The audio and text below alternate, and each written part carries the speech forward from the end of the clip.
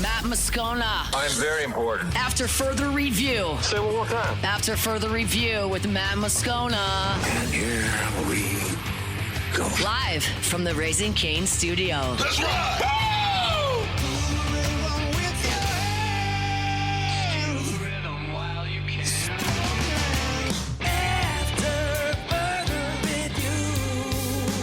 Off and running, hour number 3 after further review here on a Monday presented by Relief Windows. Musso in for Moscona.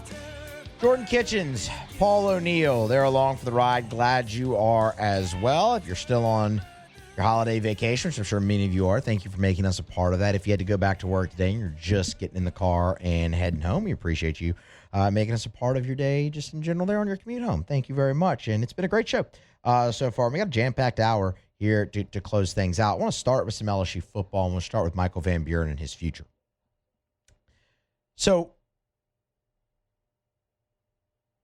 LSU loses to Houston in the Texas Bowl 38-35 on Saturday. That ends the 2025 season. The Lane Kiffin era is now officially underway at LSU. And one of the things that Lane is going to be tasked with in the immediacy is finding LSU a starting quarterback.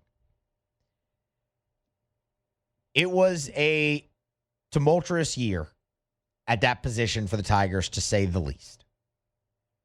Garrett Nussmeier was coming off a 4,000-yard passing season. He was looked at a top 5 pick in the draft preseason. He has the injury in camp. To what extent that limited him, you decide. I'm not here to have that conversation ever again. It limited him at least some, but he could play through it. And up until the season was just out of reach, there was no real reason to play through it anymore. You have calls for Michael Van Buren. He comes in, starts the final 5 games of the year for LSU, including the bowl game, a 2-3 record. There were mixed results on the field, some good, some bad, and now his future comes into question. And it's a very interesting question. Michael Van Buren, though, has made no bones about what he wants to do next. So a few weeks ago, I believe this was before the Oklahoma game, Michael Van Buren was asked about his future now with Brian Kelly being fired and a new head coach coming in, things of that nature. And he said he wanted to remain at LSU. I think his quote was, "This is where I want to be." Now you fast forward, obviously a month, things have changed. You've seen Colin Hurley enter the transfer portal. Michael Van Buren's your only scholarship quarterback remaining. No one had asked him. So after the Texas Bowl, they asked him about his future and where he wants that to be. Yeah, I've had conversations with Coach Kiffin and the rest of the staff. You know, things are good right now. So, I'm going to go home. I'm going to sit on it, and, we're going to see. LSU, Baton Rouge is where I want to be. And, so if anything, then at the end of the day, this is where I want to be. So whatever happens after that happens. He made no bones about it again. At the end of the day, this is where I want to be. LSU, Baton Rouge, this is where I want to be. Talks about having conversations with Lane Kiffin, the rest of the staff. Everything's good right now. But the part you really got to focus in on there is where he also said, so I'm going to go home and I'm going to sit on it. He's going to think about this. And he needs to think about this. This is a big decision for him. Because, look, I think Michael Van Buren did some good things this year for LSU. His game against Houston in the Texas Bowl was by far his best game of the year. He was awesome. He was efficient. He stood in there. He was perfect under pressure. He was 3 for 3 under pressure in that game. He completed over 60% of his passes when he was blitzed. He stood in there, made some great throws, took some hits, threw 3 touchdowns, didn't turn the ball over. He was really good in that game against Houston. Against Arkansas, man, that game really stood out from him. He made some plays to win that game for LSU. The scramble, the 30-yard scramble, that stands out. He didn't make a ton of consistent plays with his legs, but that's not actually who he is, but he made some timely plays with his legs this year. That's awesome. He made some really timely throws, but he also had the ball too long at times, got sacked. He also just flat out missed open receivers. Accuracy is something that needs to improve there. It was a mixed bag. So Michael Van Buren really has to sit down and think about this decision, because if you ask me, the starting quarterback for LSU is not on the roster right now. Lane Kiffin is going to go in the portal, and they are going to get a starting quarterback. It's not that Michael Van Buren didn't show good things. He didn't show enough to feel comfortable, slam dunk, this is a starting quarterback going forward. So what he has to ask himself is, does he want to do exactly what he did in 2025 again?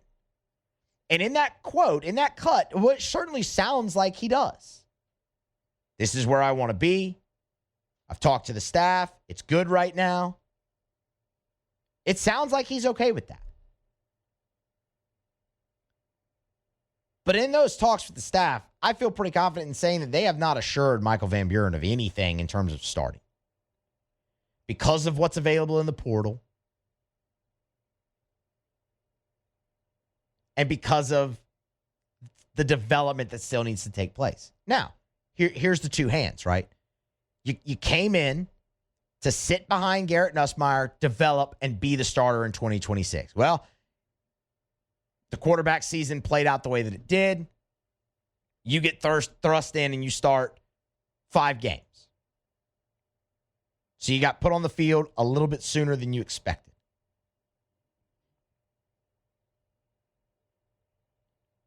Do you want to go into the portal, go somewhere where you can start, and then maybe re-enter the portal again and see if you can move up a level? Or do you want to just repeat your cycle?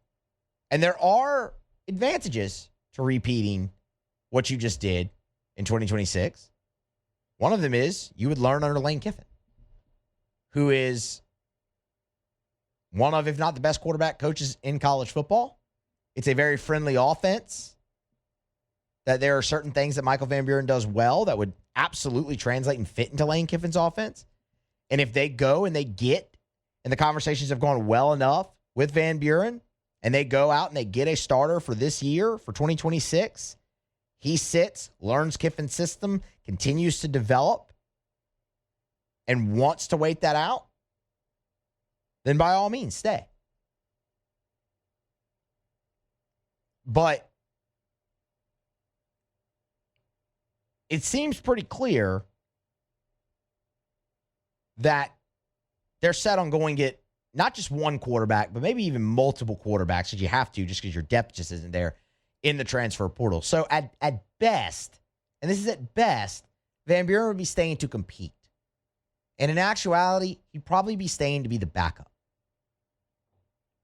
Now, my opinion, I would love for Michael Van Buren to stay at LSU. I would absolutely love that. Because what you need is a capable backup. And that is a guy who has played a lot of football in 2 years and made double-digit starts now in 2 years at Mississippi State and at LSU, both in the SEC. Having that guy as your backup, ready at the drop of a hat and a notice, sure. And who knows? Maybe the guy you bring in that you think is going to be the starter isn't. And Van Buren improves over the offseason and really takes a stride and beats him out. Then, okay, all of a sudden, now you have an experienced starter who's taken the next step. So I would love for him to stay at LSU. And it sounds like he's going to. But he also did say, I'm going to go home. I'm going to sit on this. I'm going to think it over.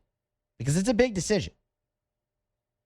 Michael Van Buren, when he came to LSU, had eyes on 2026 being his year. And that finally being the year where he's the guy and taking that step. And with the way everything played out, it doesn't seem like it's going to be the case. What does he want to do? You need the depth, I'll tell you that much, and experience depth, and he provides that. What does he want to do? That's only a question that he can answer in time. The portal officially opens on January 2nd. He says he's locked in. He wants to be here. Things can change. I love that the conversations have gone great. I really do. And he did good things.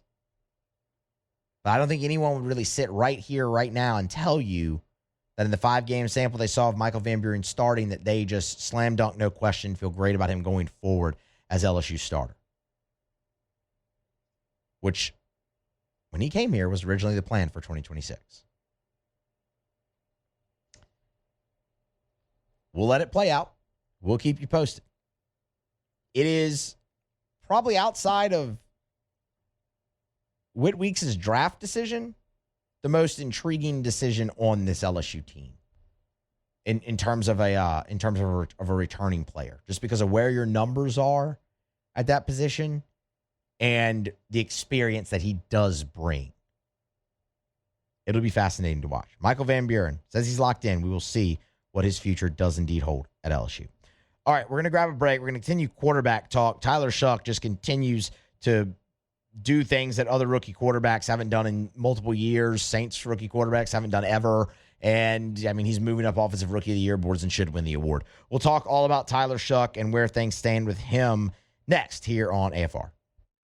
After further review. Get Gordon and get it done. Gordon McKernan Injury Attorneys. If you've been injured and it's not your fault, do what injured people in Louisiana have done for more than 30 years. Call Gordon McKernan Injury Attorneys. 888-8888. It's all eights. 888-8888. I don't even need to give you the area code because no matter where you are in the state, it doesn't matter. Just dial 888-8888 for Gordon McKernan Injury Attorneys. Gordon does an awesome job, man. He's a great person. They've been so invested in our communities with all the charitable and service work that they do. They give back into the communities that they represent, no matter what time of year. If it's the bike giveaway for kids around Christmas time, if it's the laptop giveaway around back to school time, if it's the charitable work they do during October for Breast Cancer Awareness Month, they're always involved in the community. We tell you all the time, of course, about the G team and what Gordon's done with NIL and the opportunities that he's afforded student athletes. Just a great, great community partner. If you've been injured, you need representation, go to getgordon.com. That's getgordon.com. Get Gordon and get it done. After further review, presented by Relief Windows. Windows, doors, siding, and oh, we do shutters too.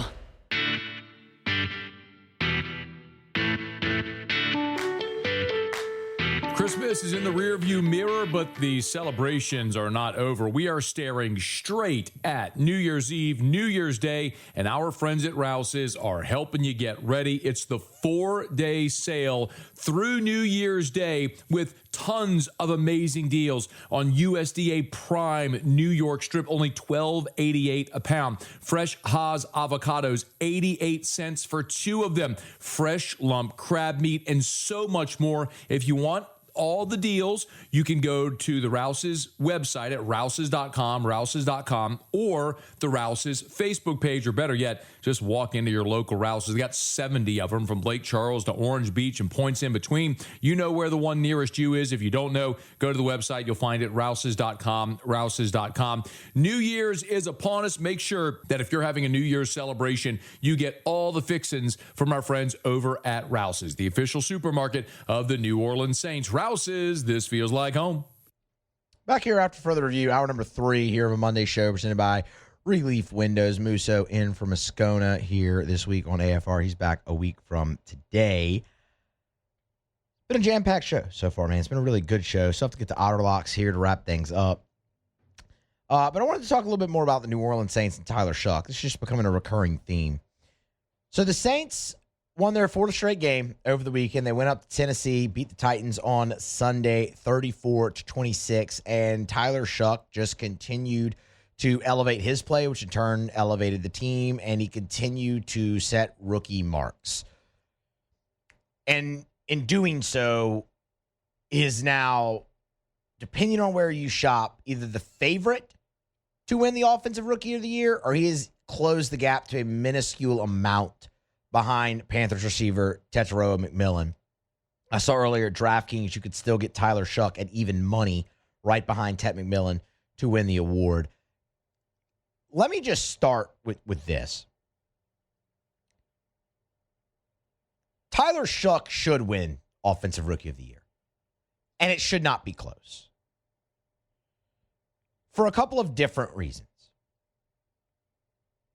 Number one, the award, if it can go to a quarterback, always goes to a quarterback. Just about.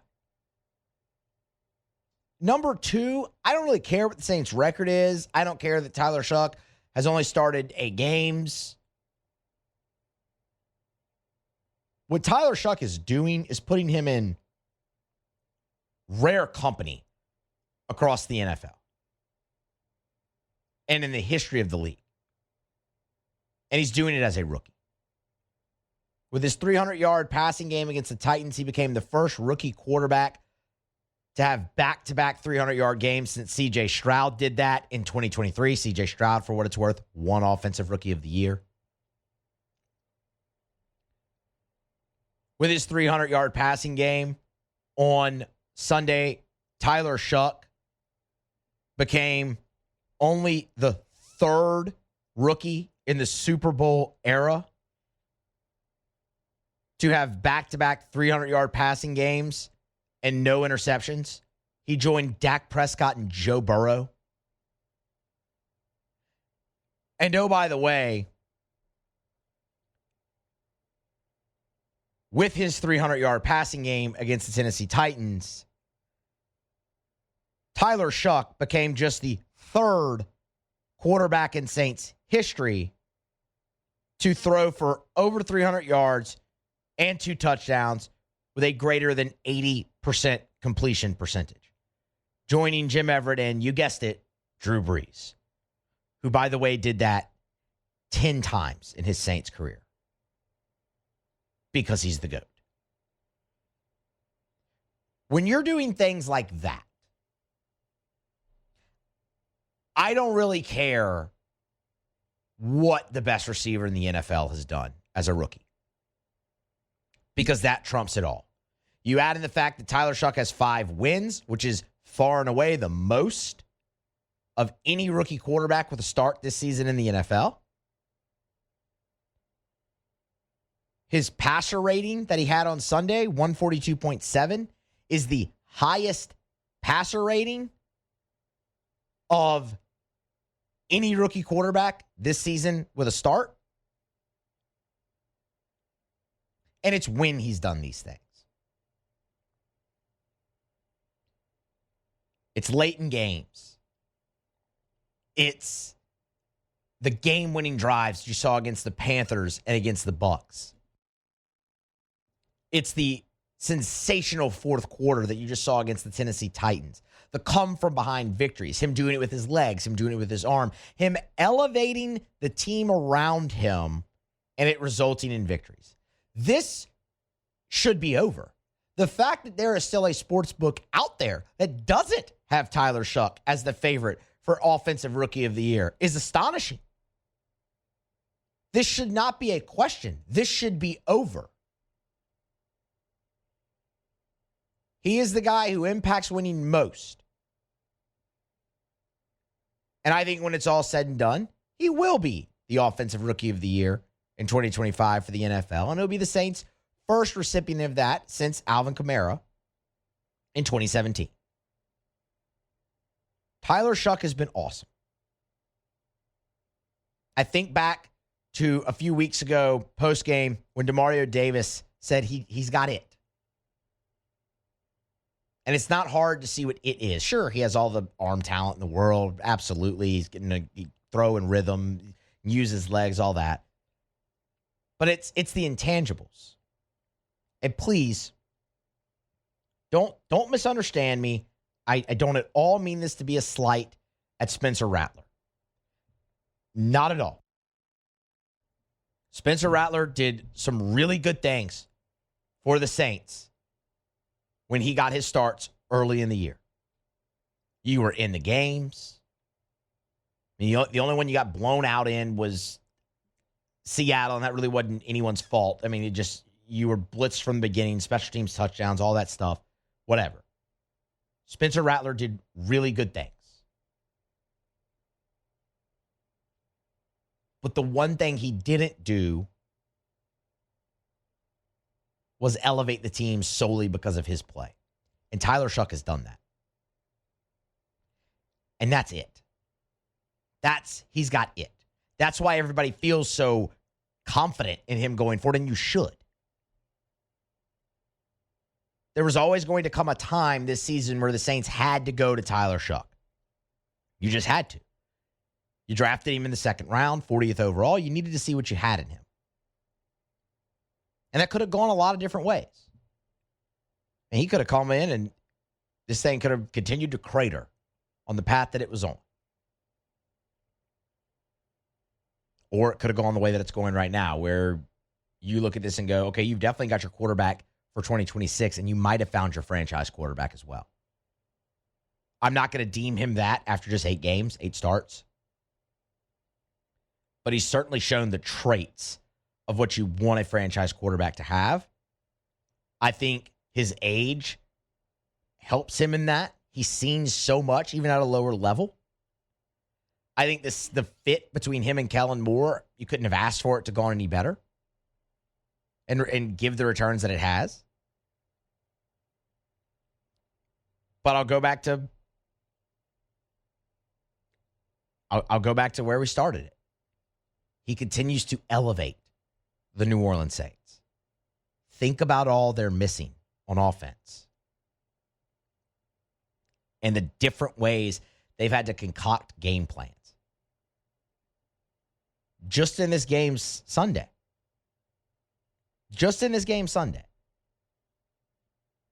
You had no Kamara, no Kendre Miller, no Devin Neal. That's your top 3 running backs. They're all gone. No Eric McCoy, no Cesar Ruiz. That's 2 starters off your offensive line gone. You can count Trevor Penning in that. He was a starter. You traded him away, so you've been without him since then, too. You traded away Rashid Shaheed. In the receiving core, you had no Devon Vele, no Mason Tipton. Foster Moreau was out, and then Jack Stoll got hurt during the game.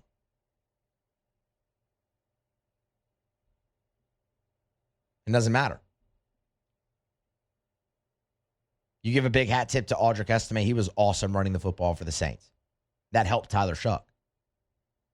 But everyone in the world knows he's throwing to Juwan Johnson and to Chris Olave, and it doesn't matter. They just keep producing, and Shough keeps producing, and he keeps doing it when you need him the most, whether it's with his arms or with his leg. And throw in the fact that he's banged up.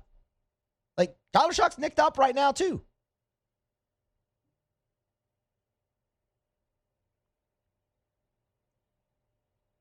He's shown you everything you wanted and more. And, I had somebody, I was talking to somebody last night after the game was over and just had like a little get together. And wondered, where would the Saints be if they had started Tyler Shough from get-go? And that's a slippery slope. I don't really even like getting into that because it's all hypothetical. And when you look at the Saints schedule, man, it lightened up towards the back end. And I'm not taking away anything from what they've done because you've been playing a 4th place schedule for a while and you've had stretches like this before and you haven't won 4 straight and you haven't had this production at quarterback or any of that. So I'm not taking away. But when you look at the Saints schedule and you think about it, okay, Shough had to go through some growing pains. It wasn't great when they put him in against Tampa in mop-up duty. It wasn't great his first start at the Rams. But it did get better. And he came along maybe a little bit quicker. And you get his first win in his second start. But if you look at the front of that schedule, San Francisco, who could be the 1 seed in the NFC, at Seattle, who could be the 1 seed in the NFC, at Buffalo, playoff team, the Patriots, 1 seed in the AFC, at the Bears, playoff team. Like, I don't look at that and I don't go, man, if the Saints start Tyler Shough from day one, they're winning the division. No, not really at all. I don't really see many more wins. Could it have made a difference in the game against New England where you had the ball with a chance to go win it at home? Maybe. But that's all a hypothetical game. What's certain is what you've seen the last 4 weeks for sure, and really going back to the loss at Atlanta. But the last 3 weeks in particular, Tyler Shough has thrown for close to 1,000 yards. He hadn't turned the ball over. And he is the unquestioned leader of this team. Unquestioned. He should win Offensive Rookie of the Year. I think he will win Offensive Rookie of the Year, regardless of what happens against Atlanta. And that was something when we had this conversation a week ago. I said I think they need to win out for him to do that. But he just kept going out there and rewriting rookie records and things of that nature and setting new rookie marks and leading the rookie class in the NFL this year. To the point where you look at it and go, okay, I mean, hell, he had 243 yards passing the last time they played Atlanta. Now they're better. You think he can't top that? I mean, you're looking at Tyler Shough having a realistic opportunity to throw for close to 2,500 yards this year in 9 games. He's been awesome. The ability is undeniable, but it's everything else where he elevates the team around him. That is why the confidence level and the excitement around Tyler Shough and the New Orleans Saints right now is where it is. Hats off. It's been a great rookie campaign. Here's to he stays healthy, plays the full game against Atlanta, does well. Hopefully the Saints get their 5th win, and he's there at NFL Honors to claim some hardware that he's rightfully earned. And from there, it's just off into the future with hopefully what is the Saints' next franchise quarterback. All right, we're going to grab a break. We'll come back on the other side. It is a Monday edition of AFR presented by Relief Windows. Musso in for Moscona. Scone's back a week from today, and boy, he'll have a lot to talk about, that's for sure. We got to get through a couple more segments here tomorrow, and then we'll be back on Friday to close out the week with you. We're going to grab a break. We'll come back on the other side. Still have to get to Otterlocks. Brief thumbnail on the LSU Hoops team. Matt McMahon and squad, they'll close out the non-conference, the non-conference portion of their schedule in the PMAC tonight against Southern Miss. I want to give you a brief thought on that, and then we'll get to Otterlocks. All that as we continue along here on a Monday edition of AFR presented by Relief Windows. Stay tuned. After further review. If you fill up Tiger Stadium 15 times, that'd be roughly 1.5 million people. That's how many realtors there are in the United States. Darren James ranked number 14 in the country when it comes to the numbers of homes sold. That's Wall Street Journal's Real Trends list. Think about what I just said. Fill up Tiger Stadium 15 times, and of all those people, Darren James ranked number 14. You need to get to a closing table, need to sell your home fast for the most amount of money. You need the absolute best customer service experience with constant communication and results. Well, you need Darren James. So, call Darren. 335-7666, 335-7666, 335-7666. That's Darren's cell. Or go to agent225.com, agent225.com. Think real estate, think Darren James. After further review, presented by Relief Windows. Windows, doors, siding, and we do shutters too.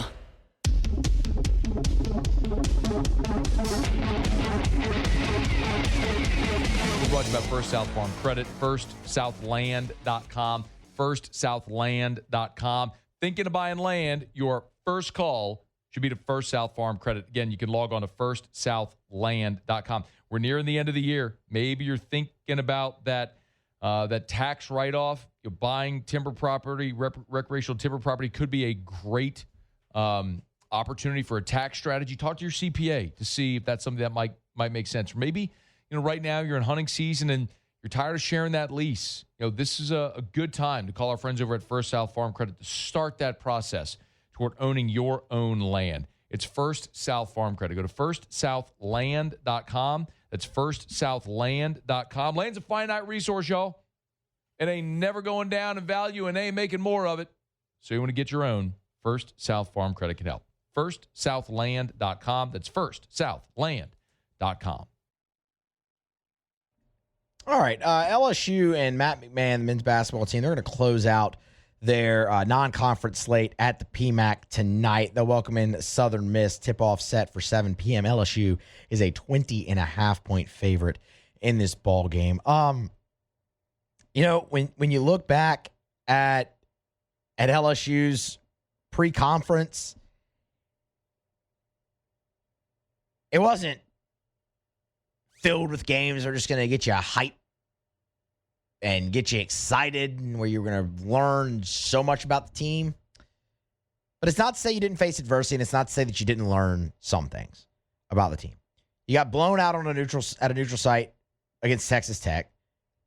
You followed that up in the very next game with another neutral site game against a power conference opponent in SMU, who you beat by double digits. It was a really good bounce back, great resiliency shown by the team.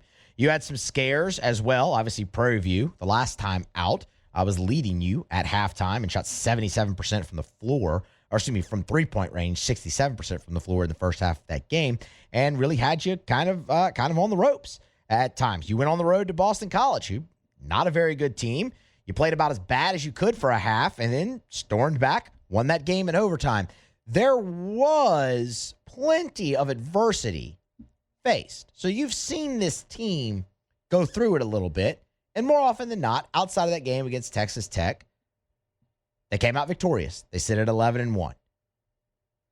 You're sitting pretty right now in the net ranking if you're LSU. And with one, I should say, sitting pretty in the net ranking right now if you're LSU, with one more shot in the non-conference against a Southern Miss team that's 7-6, who, just looking at their schedule, they've played 3 power conference opponents, 2 of them in the SEC, and they were very competitive, actually, in both those games. They lost at South Carolina by 4. They lost to Ole Miss by 4 as well. The other one's Miami. Miami beat them pretty good. Let's see. That is 24 points. 24 points that Miami downed Southern Miss. But they have also been competitive. But for LSU, this is about one thing, winning. You win this game. You sit where you do in the net, which is right around that 30-40 range. You're 12-1, and you head to College Station to open conference play on Saturday, and you feel pretty good. Knowing, all right, if you could do what you did in Matt McMahon's second season, get to 9 conference wins, you're probably in the field. For what it's worth, Joe Lunardi, who's a sicko and does bracketology in November and December, in his latest, does have LSU in as a 9 seed in the NCAA tournament right now. So that's where you stand, with one more opportunity to polish it off. Look, LSU should win this game tonight. It's not to say that they're going to. They should. But we just told you, Southern Miss against some SEC teams has played close, but they've also really laid some eggs as well. Just last time out, they lost. They gave up 93 to Arkansas State. They beat Grambling by 8 and only scored 68 points.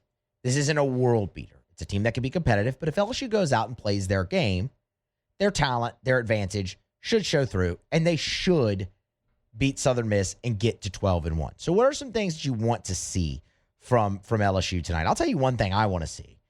And read into it what you will. Southern Miss is not a 3-point shooting team at all. They not even a little bit. I think I was reading through Hunt's preview of this over at LouisianaSports.net. I think he said they've made 7 threes all year.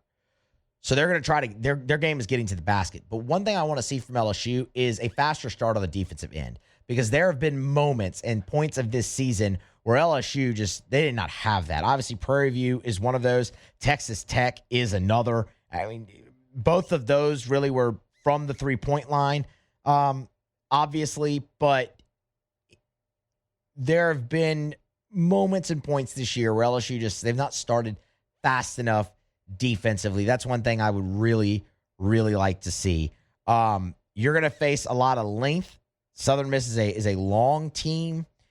Their leading scorer is Tyleek Weeks. He's a forward, 6'7", 225. So a nice-sized guy. He's coming off of a 25-point game, by the way, against Arkansas State. So, that is their guy. Now, he is smaller than Mike Nwoko, but what will be interesting is some of your guards when they try to get into the lane, things of that nature, going up against this size and this length. They also have a 7-footer, Tegra Ize. He's a bench player, but the 7 foot. So, they all of their starters are 6'5" and above. So it's a long team that LSU will get to play as well. But take care of your business. Like I said, LSU is going to score. I don't really have that much of a worry there. I mean, again, say what you will about LSU's schedule, but they have failed to score 70 or more points just once this year, and that was the game against Texas Tech. LSU will score. DJ Thomas has been fantastic in running that offense at the point with his assists to turnover ratio, all of that. He could score as well. You've really liked what you've seen from Mike Nwoko, Markel Sutton. Max McKinnon has really heated up as of late from three as well. So LSU will score. Faster start on the defense. Stay healthy.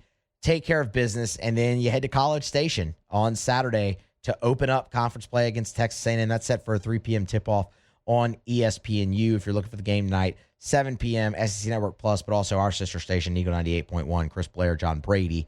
They will be on the call for that one. And we'll have a thought for you here when we get back tomorrow. LSU, hopefully they're 12-1 and sitting pretty in the net. You're looking to start conference play knowing you need to get 8-9 wins. And you do that, you're going to be in the big dance for the first time under Matt McMahon, which, again, that is the expectation this season. LSU, admittedly, was not investing enough in that team and Matt McMahon. They did this go-round. With that being the expectation and the measuring stick, no one's telling you got to win the NCAA tournament or even make it to the Sweet 16. But you got to be in it this time. And if you do that, which you're on track to do now, I get it, it's December 29th, but you're on track to do that now. You do that,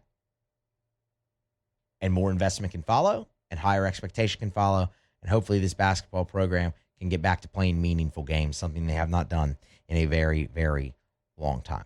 LSU Southern Miss tonight from the PMAC. The Tigers a 20.5-point favorite as they look to close out the non-conference slate with their 12th win of the season. All right. It's been a good show. We had no guests today because there was just so much to talk about between Portal, the football season coming to a close, the Saints getting their fourth straight win, Chris Olave in his career year, Tyler Shough. And we have gone through just about all of it here, just that little brief blip on hoops as well. One thing left to do, that's Otterlock. So we'll get Jimmy's plays for the night. We got Monday Night Football, no bowl games tonight. The one bowl game already went final, but maybe some college basketball. Definitely a play on Monday Night Football from the Otter. That, of course, should be a fantastic game. Actually, tonight, Monday Night Football. And you'll get a look at the Falcons, who will actually be in action. Falcons and Rams tonight on Monday Night Football. We'll get Otter's pick next to close out a Monday edition of AFR presented by Relief Windows. Stick around. AFR. We're brought to you by the Watermark and the Renaissance. Watermark Downtown, Renaissance Southtown. Of course, Watermark is Baton Rouge's premier hotel property. The holidays are upon us. Maybe in the next month you're going to have family members coming to stay. Listen, you don't want the in-laws squabbling at your front door. You don't want Uncle Lewis burning down your tree. Come on. You don't want Art, your father-in-law, having to lock you in the attic because he's got to get out of here to take his back. Put him up at Watermark Baton Rouge. It'd be better for everybody. Be better for them, too. My goodness, Watermark is gorgeous. It's Baton Rouge's premier hotel property. You walk in, it is the picture of luxury. All the beautiful marble, the original high-rise building in downtown Baton Rouge, the old Louisiana National Bank building. They maintain so much of the historical integrity of that building while adding modern amenities. It is awesome. Make sure you visit this holiday. Watermark, Baton Rouge. After further review, presented by Relief Windows. Windows, doors, siding, and oh, we do shutters too.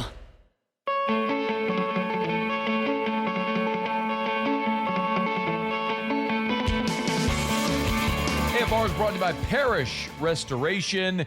Kill mold, remove odor, other harmful pathogens, commercial or residential. As a matter of fact, Parish Restoration, I love the process, by the way. If you go to the website at parishrestoration.com, you can see videos of their patented non-toxic dry fog treatment. So you see exactly what it looks like. Very cool. But they have fogged, over at Parish Restoration, they fogged one of the largest buildings in the entire state of Louisiana. So it doesn't matter if it's your office building, your church, whatever it may be, school, or your home. They can even fog your car. Maybe your car has a weird odor, musty smell. Maybe you bought a used car from a smoker and you can't get that smoky smell out. This will do it. They'll come while you're at work, fog it. By the time you're done with work for the day, boom, you're back in a clean-smelling, fresh-smelling vehicle. It's Parish Restoration. Learn more at parishrestoration.com. Parishrestoration.com. Do business with someone you know. Parishrestoration.com. All right, coming down the stretch here, Monday edition of AFR. Musso in for Moscona, presented by Relief Windows. Been a great show. One thing left to do. We will find out what we're betting on tonight. Let's hit it with Auto Locks. Auto Locks.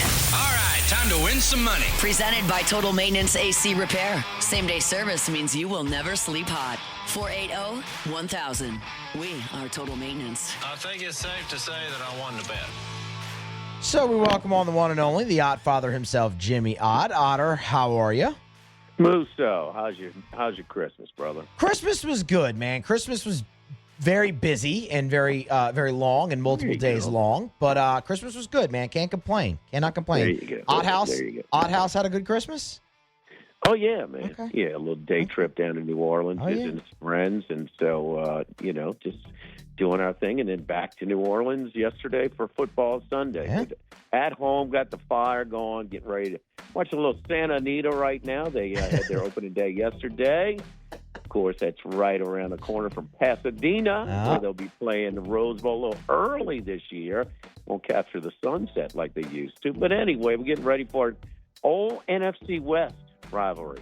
That's right. Atlanta, Saints, 49ers, and Rams used to be in the NFC West once upon a time. I date myself. But anyway, Rams had to be a little bit deflated last night after Chicago would have given them a chance to sneak back into that first seed. But they are playing for something. We screwed this up at the end of the show, kind of last minute, because NBC kind of rested up last night as well. But the Rams are playing for very important positioning, because if they win, they get the fifth seed. The fifth seed is matched up with Saturday afternoon's Tampa Bay Carolina winner.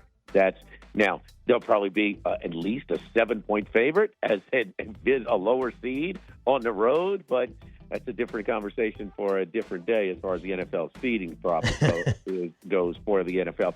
I just think it's just too many points. Also, they're going to be a little bummed out on how they lost that Thursday night game, Seattle and the Rams as well. So they're the better team. They have something to play for. Atlanta has been feisty at home. Remember that primetime game against Buffalo where they played so well and upset the Buffalo Bills by multiple scores by that. I think they're going to stay close. I think it's going to be a competitive game. Rams win at the end, but we're going to take the 7.5 points with the Falcons at home tonight. All right, Falcons plus 7.5. Any ads? I know that's what you sent into the website. Any ads, basketball, anything like that? Just NBA stuff today, man. Kind of an exhale day. Even I had to pass on the Birmingham Bowl today with Georgia Southern and Appalachian State. Look, man, I mean, I can't tell you I was too fired up for the LSU Bowl game as well. Lane Kiffin, you leave early. Just don't go to those bowl games, bro. Exactly.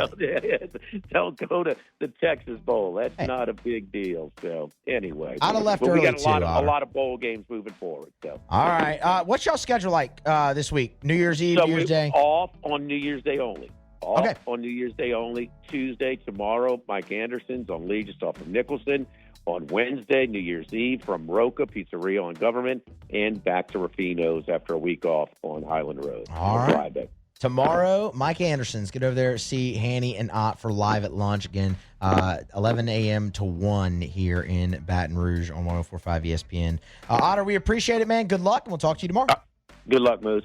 All right, that is Jimmy Ott. Falcons plus the 7.5 tonight for Otter on Monday Night Football. Rams, man, that's playing for the 5 seed, getting to face the NFC South winner. I mean, that is significant. They got to do something. I know Otter even mentioned it's a conversation for another time, but man, they really got to do something about the seeding and the process they have in the NFL. Fine, you win your division, you get in, fine, but man, just winning your division, especially the NFC South, that should not net you a home game. In no world should that happen. All right. That's just about going to do it here for us today on a Monday edition of AFR presented by Relief Windows. Great show. Appreciate everybody for joining us. If you missed anything, you can get it on demand. AFR On Demand presented by Breck Golf. Of course, on YouTube, AFR LSU, AFR Saints for the individualized content. You get podcasts as well for the full shows and things of that nature. That's just about going to wrap it up. We'll be back tomorrow for a Tuesday edition of AFR. We'll talk portal again as well. Also, preview the quarterfinals in the college football playoff. Thanks. Be here again at 3 tomorrow. AFR. Brought to you by South Point Volkswagen, southpointvw.com. New and certified pre-owned in Baton Rouge and online at southpointvw.com. In the market for a new vehicle? Might be in the market for a new vehicle? Say it all the time. Just put Volkswagen on your list. So much of the Volkswagen brand is built around having fun. It exudes that when you go to South Point Volkswagen. They're going to work a great deal and they got the best inventory. Remember, if it's on the lot, it's online at southpointvw.com. New and certified pre-owned. Check their entire inventory online.